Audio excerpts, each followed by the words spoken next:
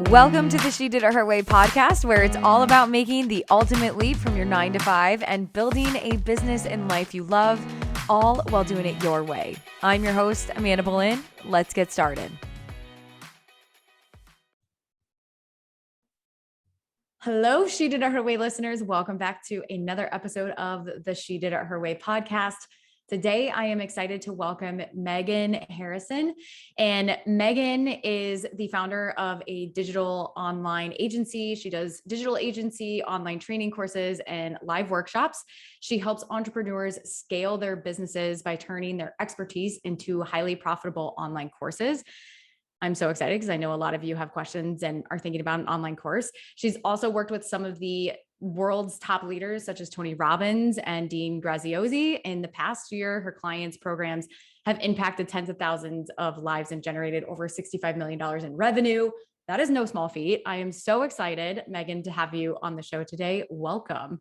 Thank you so much. I couldn't be happier to be here. Yeah, I feel like this is a long time coming too, because we've met at least I feel like we've met and then we've known each other for years because we're both in Chicago and in the online entrepreneurship space. So I'm so glad that the stars have aligned and we're able to have this conversation. To start, I would love for you to share in your own words what it is that you do, and then take us way, way back to when you got started and like, how the heck did you even get started in building digital courses and then having clients and all of that good stuff? Yeah. So to sum it up, I like to say what I do is I help people turn their zone of genius into a highly profitable online course and really build a better business model that isn't relying upon trading time for money or any of the geographic barriers that might exist otherwise. So it's been about 8 years now. When I first started my business, it looked very different. It was more specializing in marketing automation and then a little bit of website design. And it continued to morph over the years into about 5 years ago. I think I made the switch to completely specializing in online courses and membership sites and basically like digital products.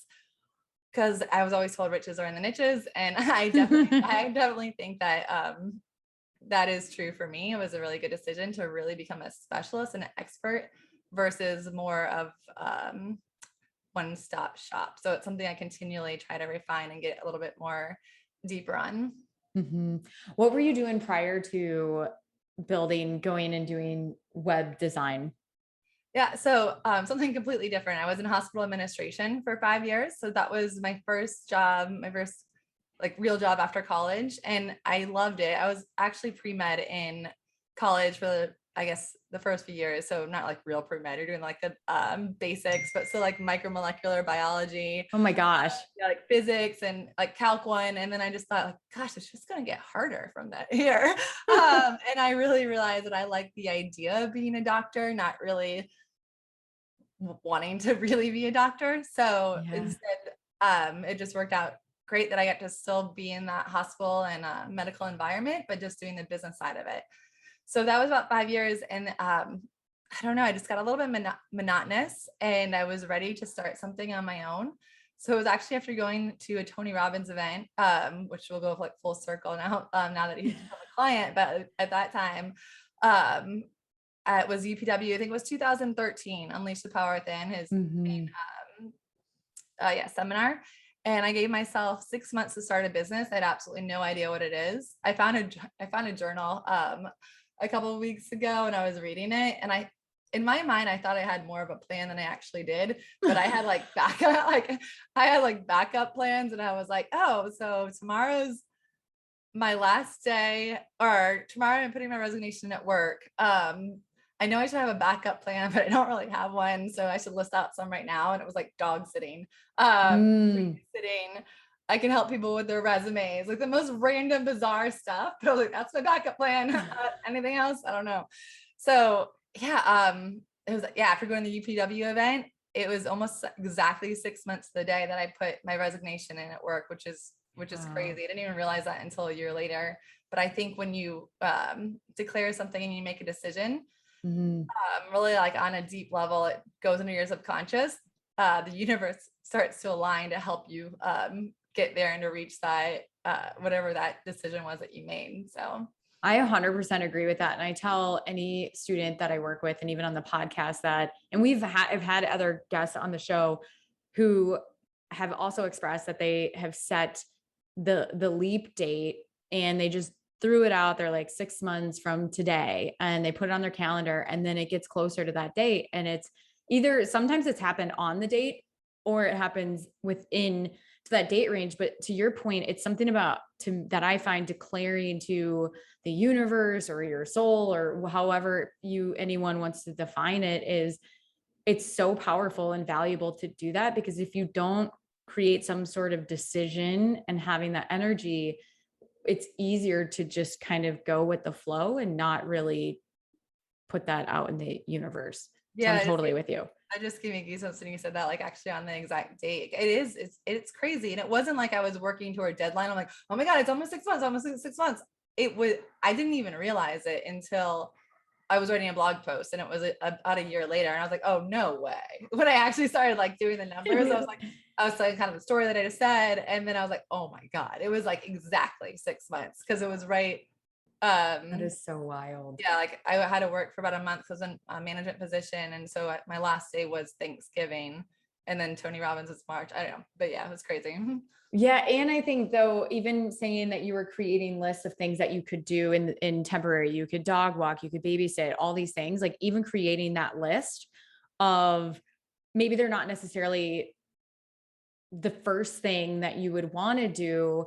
It's still like such a powerful ritual to get your brain primed for opportunities. And I think that's such a great reminder that if you're tuning in and you're thinking and wanting to quit your job, create a list of all the ways that you can generate revenue. You could create a profile on Upwork. You could become like a dog sitter, house sitter. You can, all these different things, whether like, and suspending the judgment about how much money it makes, like just getting in that energy of writing down things that can help make money. So I love that. Yeah, like an opportune, like opens your mind to opportunities that might come about. I like that. Yeah. So after you attended Tony Robbins, like, and you quit your job and you started doing the website marketing, and 3 years into it, which is like 5 years ago, you got into specifying online digital courses. I guess, I mean, I'm curious, how did Tony Robbins become a client of yours, and what was that journey and story? Because I feel like there's going to be so many nuggets around like putting yourself out there and doing all the things. So I'm super curious as to like what your process was to go about doing that. Yeah. So, I mean, that's kind of great. So after I left UPW, again, like just putting things out in the universe, I told everyone Tony and I are going to work together one day. He just doesn't know it yet. We're going to create online courses and programs. So that came full circle. It is crazy. But yeah, I started specifically, I mean, the first thing I did, again, it was just like more of a means to an end. It was like, this is something I can do now to start a business and figure out how it works out later. And it began with just like social media marketing and like social media marketing and running contests, which I don't do anything like that anymore. But I think sometimes people get in the trap of thinking that they have to have this like grand plan that's 100% perfect. And I mean, they have to have all the T's crossed and I's dotted. But I thought of it more as like, as long as I'm not going to be homeless and I have like enough clients that I can get to pay basic living expenses, then that's just the next step. And then I'll figure out what the next step is after that. I don't know if that's 100% the right way to do things, but it worked out pretty well for me. So then I couldn't afford to hire someone to build my website. So I had to learn how to do it myself. And I realized I was actually really good at that because when I was younger, I used to scrapbook all the time. And so although it's completely different, like one's tech, one's paper, it has a lot of similarities about like just visual placement and white space and aesthetics. And it came very naturally to me, the design part of it.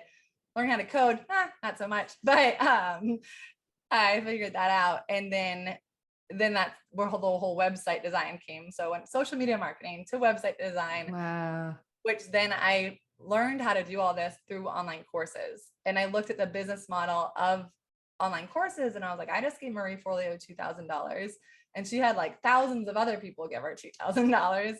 That seems like a really good business. And I just saw it as a growth opportunity. And there was I thought a lot more people would be entering that market, which obviously that's definitely true. And then, so that was like, well, that's my niche. I'm doing online courses and I absolutely love it because I love learning and the things that I get to experience and learn like from my clients. I'm just absolutely like, I didn't even know that was a business. That is so cool.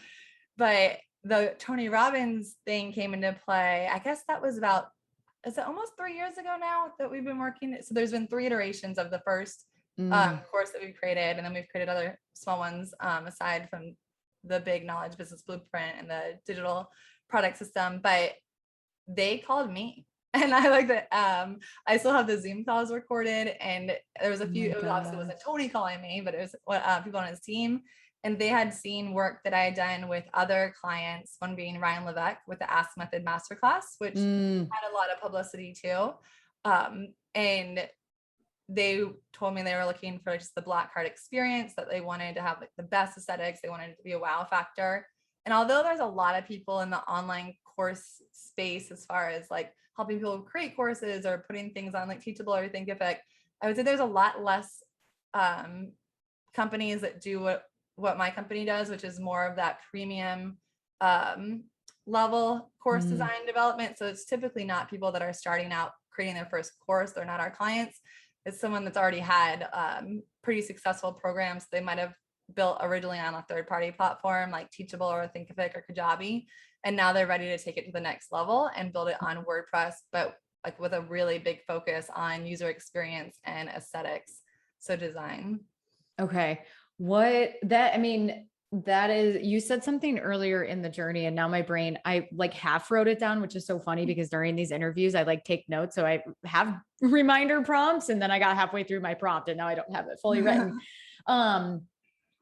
It was like, oh, okay. This is what it was, that pulling out of what you had shared on for some, like, I think that knowing what the next step is, like knowing what the next 3 steps you might take. Yeah. Is I feel the same way, especially in the beginning of doing something new, because I find that if you knew all the 10 steps or you paid attention to the 10 steps, you'd never even take the first step because you could get to the point where you talk yourself out of it.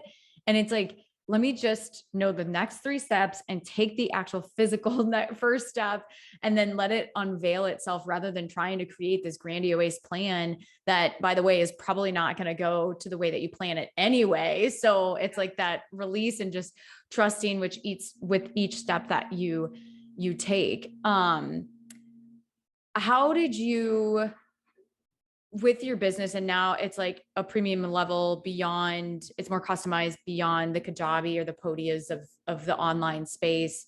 I'm so curious about like the process and how you work with the clients and like the premium, would they say like black card or black card experience? So okay. Yeah. Oh, that makes sense. Yes. Okay. like I just want to like know it, like what makes a black card experience a black card experience? I think it's really focusing a lot on the details. So I think Kajabi and Thinkific and Teachable are great for getting started and also to a certain extent with your business. But once you reach a certain level, there's reasons why you kind of outgrow those systems. And one of the things that is really important is branding and aesthetics and design and really having control over the user experience, as well as your ability to integrate different systems and different platforms into the membership site and bringing everything into one house versus sometimes having it all scattered all over the place.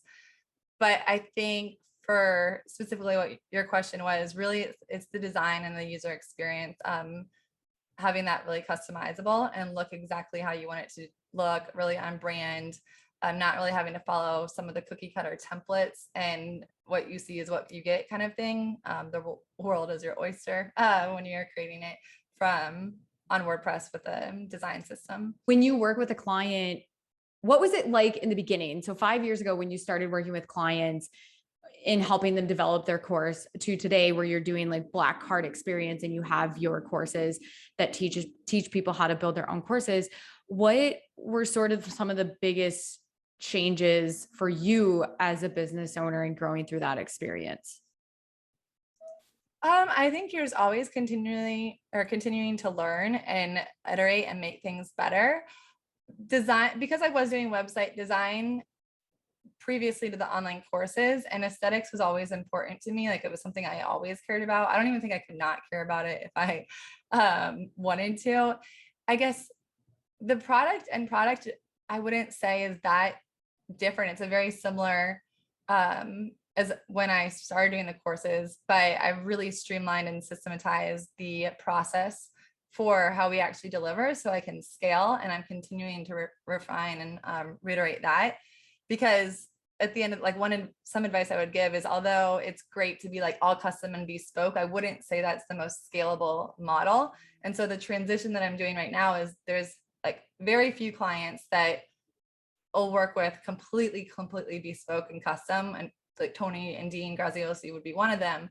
But most people going forward, now that we have this library of like the best of the best, and we've had so many years of testing and refining these design templates, we know what works really, really well. And so instead of starting with just from like scratch, we start with this template library, and you kind of get to choose from based on like what your programs are.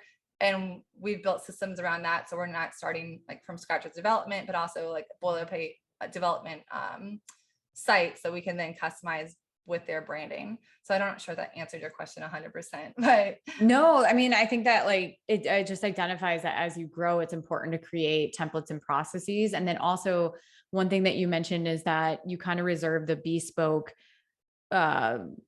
experience for high level clients. And that was actually one question that came to my mind as you were saying that, is the decision around, so if you have a digital course and that's scalable, what has kept you still doing bespoke clients versus going all in on your course that you have? Yeah, it's something, it's actually something I struggle with a lot. It's something I probably could have done a lot better.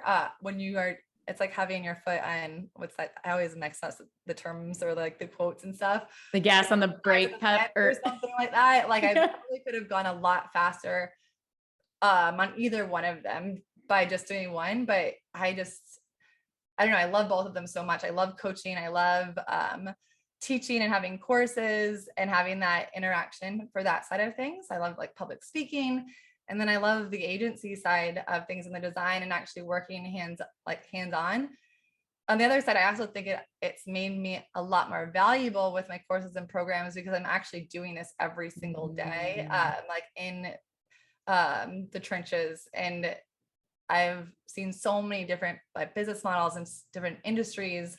I really know it works. So I wouldn't say, to answer your question, I don't know if it was completely an intentional decision to like not go in an all course. I just like, I'll just do both. And it works out well.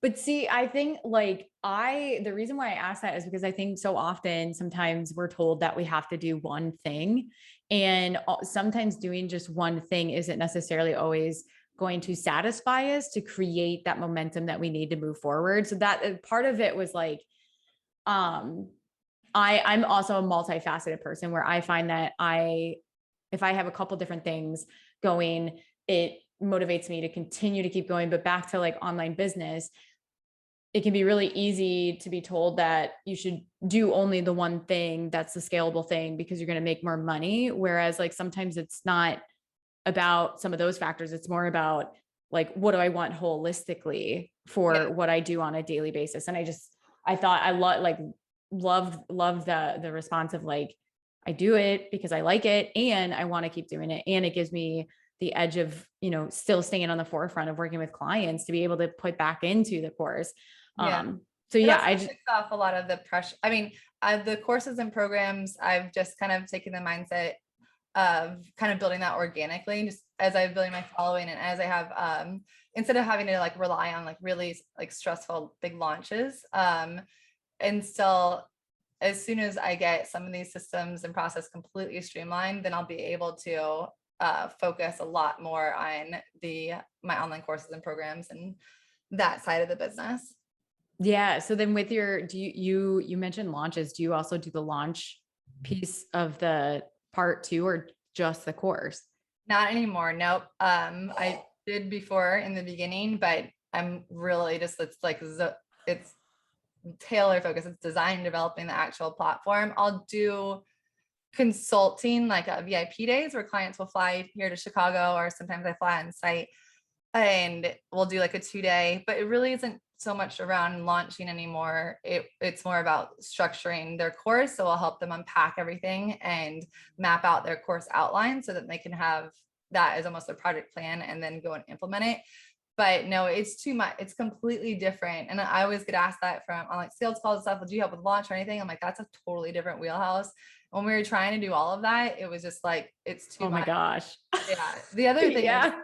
is I like to have control over the end result. And there's so many factors and variables that go into a successful launch. Like, does someone have like charisma? Are they good on camera?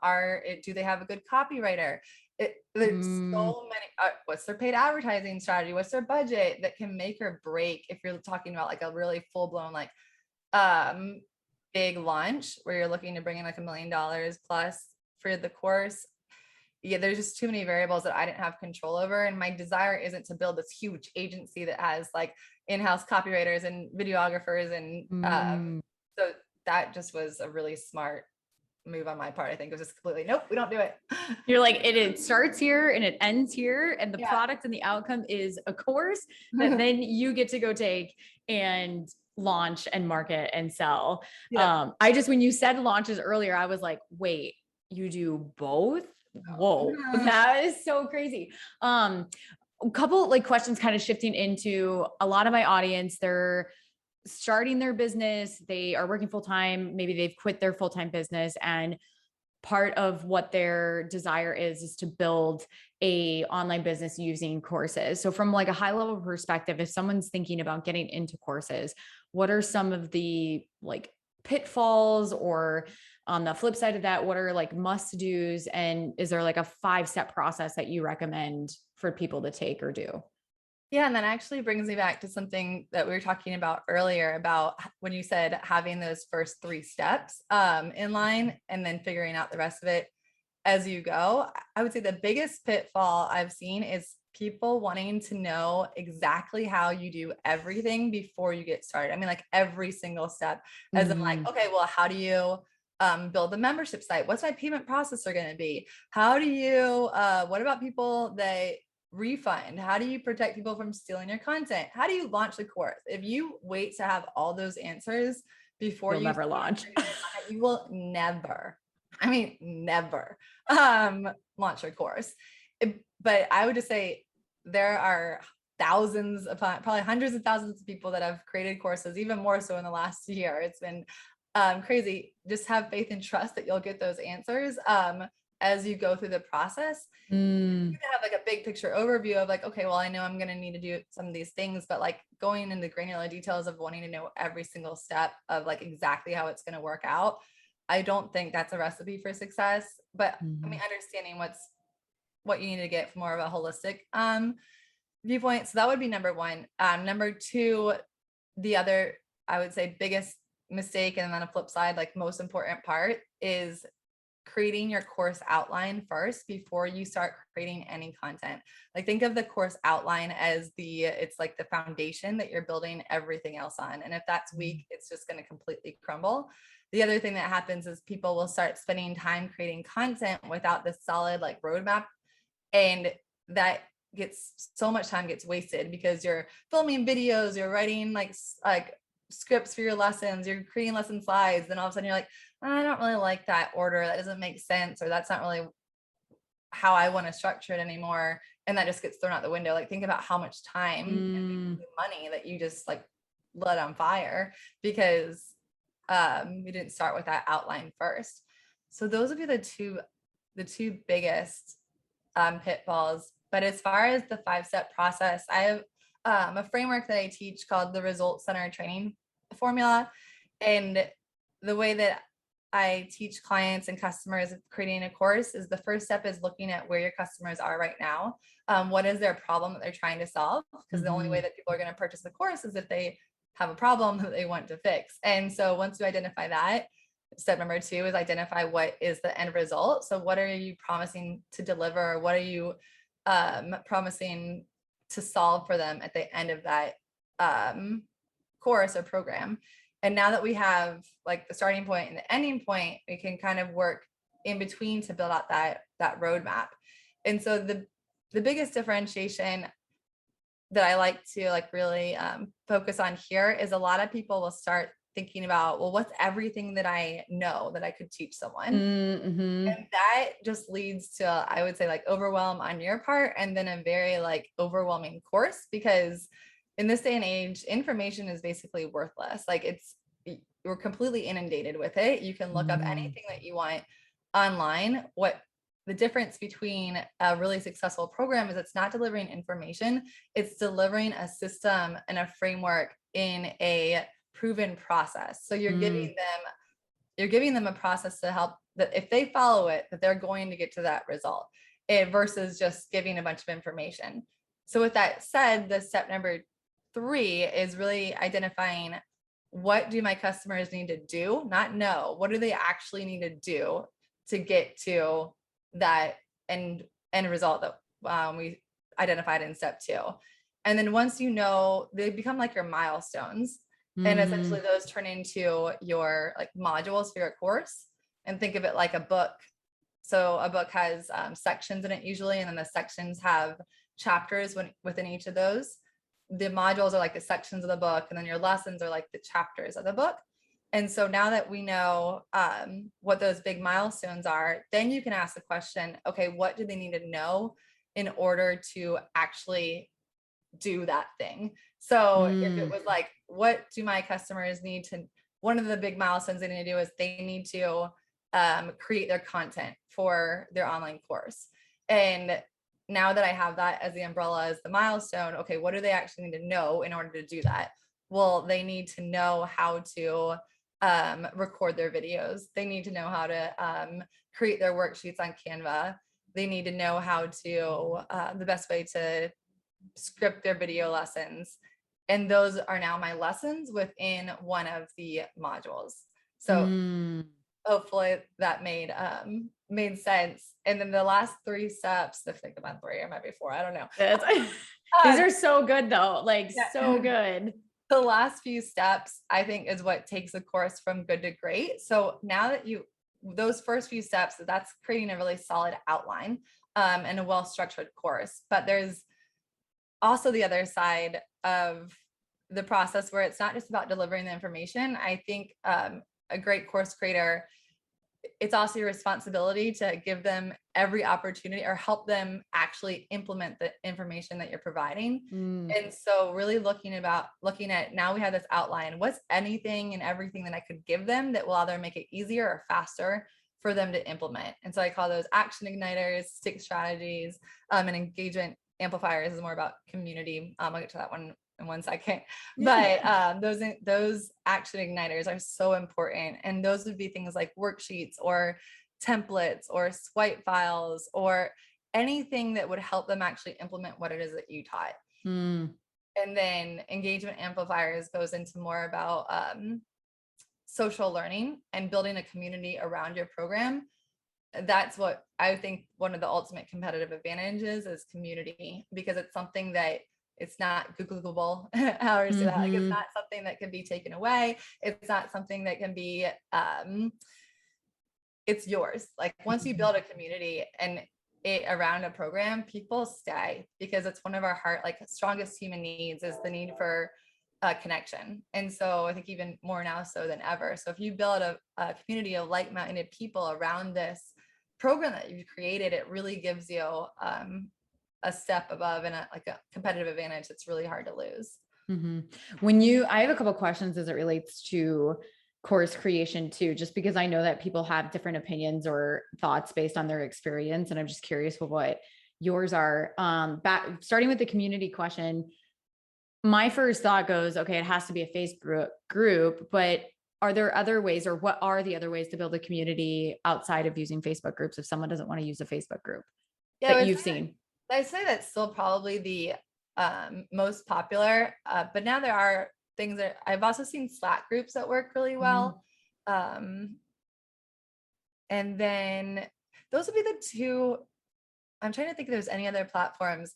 We've built platforms directly within the membership sites, but honestly, they don't get the engagement like the other, like using Facebook or using Slack or something that is already ingrained in people's habits, because it's really hard to form. If you can do it, it's awesome, is building a habit into your brand and your company, like getting your clients and customers to actually log into something daily, because it's just like habitual. But Facebook and Slack for a lot of us now, because we're on it with our teams and everything so much, is something that they're already going to daily. So it just makes it a lot easier to then also engage within the community there.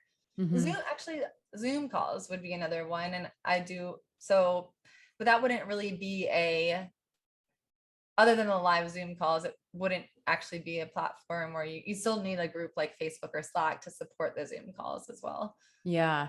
What about in terms of, do you think, or do you recommend clients testing the course content before creating it? Or like, what's your thought on that? Because I know some people say create the course, don't even test it, just create the course and then market it. And then there's the thought of pre-sell the course, then create the course and drip it. Yeah, what's been your experience? What? Yeah. So the like pre-selling it and then create it, I don't think that's a good idea. I think it like leads to a pretty like subpar product, and also puts a lot of stress on you. But what I do love, so it's like a hybrid of both of those. It's more of a beta launch. And so instead of creating the program, entirely, because I don't know, there's so many things that you might want to change, or you don't really know if you're going to be able to sell it, is create an 8-week or 6-week group program that each week you meet once a week on Zoom, and you're basically teaching what you would be teaching in your module, but then also leaving a lot of time for Q&A.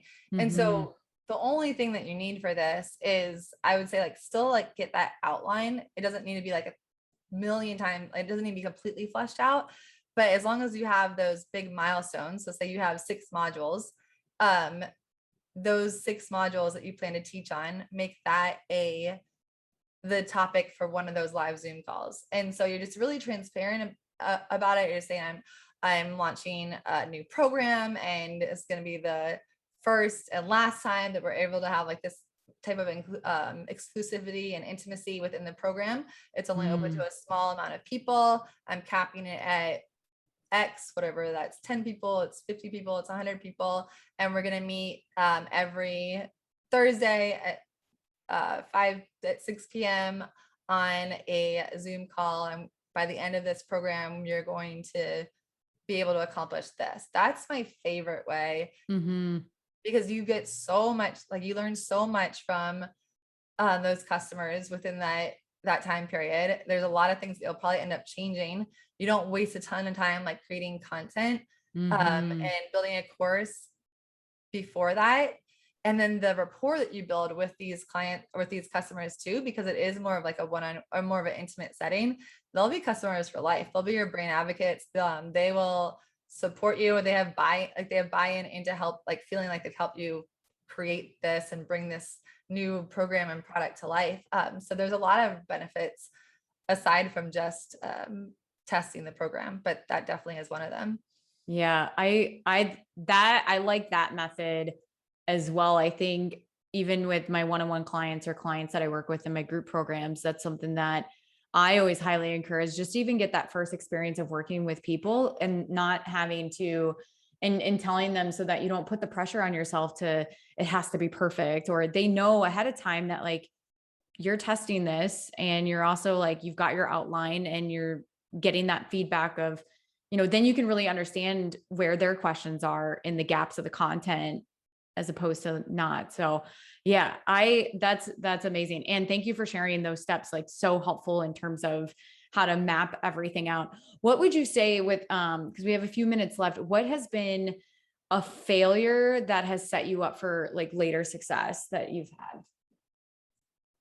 Oh, I was like, probably a lot. I would say, I guess it would really more so go back to when I was starting my business. I'm sure there's a lot of other failures in between or between that.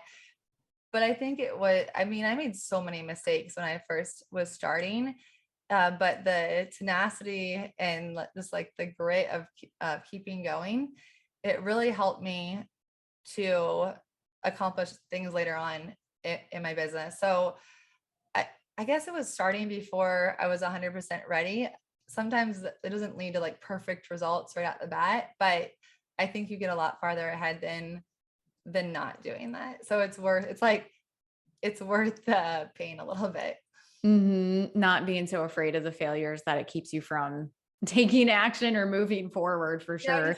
You realize that you get faith that they're like going to be able to figure it out. Like even when things like I made mistakes, like there was a way for me to figure it out. And even more so now, like as you build your network, if I can't figure something out, I will find someone that can figure it out. Yeah. We'll get this accomplished one way or another. It's like what Tony Robbins talks about, he talks about being, what is it? Resourceful. So it's one thing to have resources, but it's another to be resourceful with those resources and that like everything is figure outable. Yeah. Okay. Amazing. This has been awesome. I want to ask you some rapid fire questions. What is the best $100 or less purchase one can make in their business? That is a tough. I would have to say it's probably my my webcam is one that comes to mind. I think you can get webcams pretty inexpensively, and it does make a huge difference. It makes you more confident on camera. So that would probably be mine. What is one area where you have the strictest boundaries? Strictest boundaries. Gosh, it's something I continually work on because before I did not have the best boundaries. I think now it's more about time with clients and when I'm available to speak, when I'm not, and boundaries as far as like what the expectations are. So I don't work on the weekends anymore, which before when I was starting, and sometimes it's part of the process, like I worked every day. And now it's specific hours. So I would say that's probably my strictest boundary now. What is one of your favorite books that you've most recently read? Could be business, could be non-business. One of my favorite books I've ever read was Stephen Pressfield's The War of Art. Always, I'm like, which one is it? Because there's the Art of War, and I'm like, no, it's The War of Art. I love that book. That would be my answer, my favorite one. And how do you, what's your mantra that you live by or a quote? My overall mantra is be happy and make other people happy. It's like my version of the golden rule with putting yourself first, because I think you have to always put yourself first and then you're able to provide more for other people. But I think everything else kind of like falls in line if you have those as your guiding light almost. Oh, so good. Well, Megan, this has been amazing. Thank you so much for giving your time and energy today. Last question is, where can my listeners connect with you and find out more information about you and what you offer and just, connect with you?